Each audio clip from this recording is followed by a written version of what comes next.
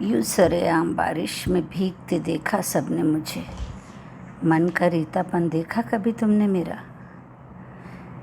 तो क्या कह रही ज़िंदगी में, मैं ममता तिवारी आप सबसे मुखातिब हूँ। इस महामारी में जिस शक्ति, ऊर्जा, प्रेम के साथ घर या बाहर या केवल घर का भी मोर्चा संभाल रही है, तारीफ़ काबिल है। आप उसे रोबोट समझते हैं।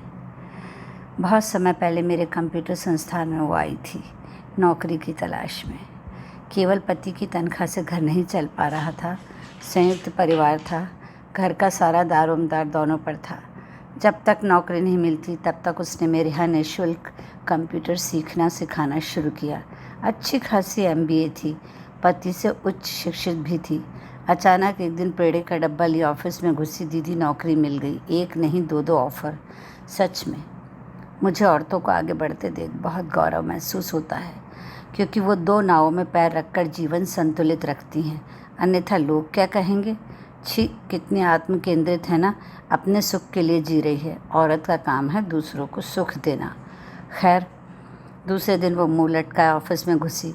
मेरे पूछने पर उसने बताया कि दीदी, अपने फैसले का मुझे कोई अधिकार नहीं। मेरी नौकरी से उन्हें ऐतराज़ नहीं, क्योंकि पैसा घर में आएगा, पर अहम इतना ज़्यादा है कि पैसा हार गया। मेरे पास 2 ऑफ़र थे। पहले में टाइमिंग ज़्यादा थी पर सैलरी बहुत अच्छी थी। दूसरे में टाइमिंग और सैलरी दोनों कम थे। घर में पूरी अदालत लगी। अमूमन मुझे बोलने का अधिकार नहीं है, पर चूँकि आज का दिन मेरा था तो बहस के बाद मेरे मुंह से निकल गया, इनकी तनख्वाह से तो मेरी ज़्यादा ही होगी।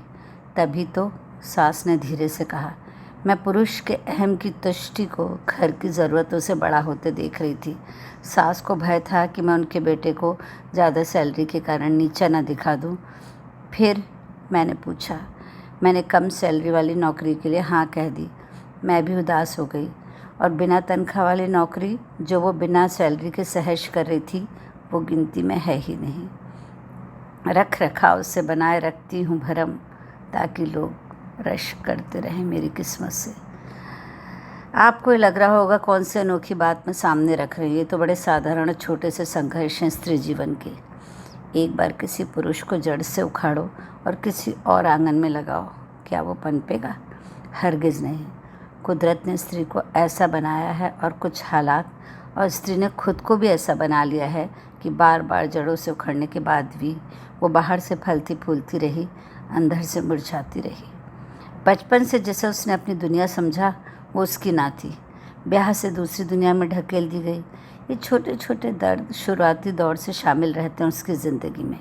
लड़की होने का, बदसूरत होने का, काले होने का, गुणवंती ना होने का, हर महीने होने वाली तकलीफ़ का, नए घर का, बच्चा पैदा करने का, ससुराल में स्थापित होने का, गाली झेलने का, बहू पोतों बेटों से संतुलन बनाने का, ऑफिस में मर्दों से ऊंचा बना रहने का, अकेले कहीं ना जा पाने का।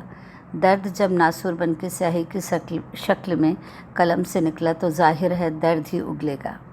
विवाहेतर पीड़ा भोगती औरत को जब कहा जाता है कि ये तो आम बात है, पर क्या इतनी आसानी से विवाहेतर पीड़ा भोगते पति के लिए कहा जा सकता है? दरअसल कोई उस स्त्री से पूछे जिसके जीवन की यह अप्रत्याशित घटना उसे रोज़ मारती है, फिर भी जीती है, बच्चों के लिए सहती है दर्द। बहुत आम दर्दों के साथ संघर्ष करती ख़ास औरतों की दास्तान, जो आपके आसपास हैं। खाना बनाती, बर्तन मांजती, कपड़े धोती, बिस्तर गर्म करती, आपके उपहार देने पर खुश हो जाती। ये सारी मूर्ख औरतें जिन्हें आप कीड़ा मकोड़ा समझते हैं, उन्हीं से जन्मे हैं आप भी। फिर भी ना जाने क्यों उनके दर्द से अनजान हैं। वो सोचती रहती है हर वक्त, जब वो खाना बना रही होती है या जब तुम्हारे साथ हम बिस्तर होती है, बस जाहिर नहीं करती। एक तरफ बरसों पुराना खून का कर्ज है, वहीं दूसरी ओर एक मजलूम औरत का रिश्ता दर्द है। वो औरत मेरी माँ हो सकती है, या पड़ोसन, या कोई दूर वतन की अजनबी, पर खून के रिश्ते से बड़ा है ये दर्द मेरे लिए, क्योंकि हर पल कुछ रिश्ता है इस रिश्ते के लिए। सारी ज़िंदगी कालीन बनी रही ये औरत आज भी जिम्मेदारियों के बोझ से ज़्यादा कुछ नहीं तुम्हारे लिए। पर भूल रहे हो तुम भी, इसी कालीन पर धर दिए जाओगे किसी दिन उपेक्षित पोटली की तरह। तब तक के लिए रिश्ता रहेगा ये दर्द। तमाम मेडल, तमगो पुरुषों के कंधे से कंधा मिलाकर काम करने के बाद भी और उसकी स्थिति दोयम दर्जे की है। अंदर से डरती सहमती, बाहर से साहसी होने का अभिनय कर सब अपने कंधे पर लेने को तैयार रहती है। इस थैंकलेस जॉब में उसे आनंद मिलता है। उस किताब की तरह हो गई ये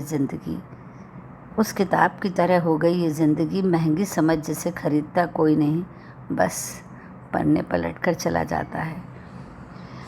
पर तुम उसकी सुनो या ना सुनो, पर हर सुबह वो तुमसे मुस्कुरा के चाय का प्याला देते कहती है, और क्या कह रही है ज़िंदगी।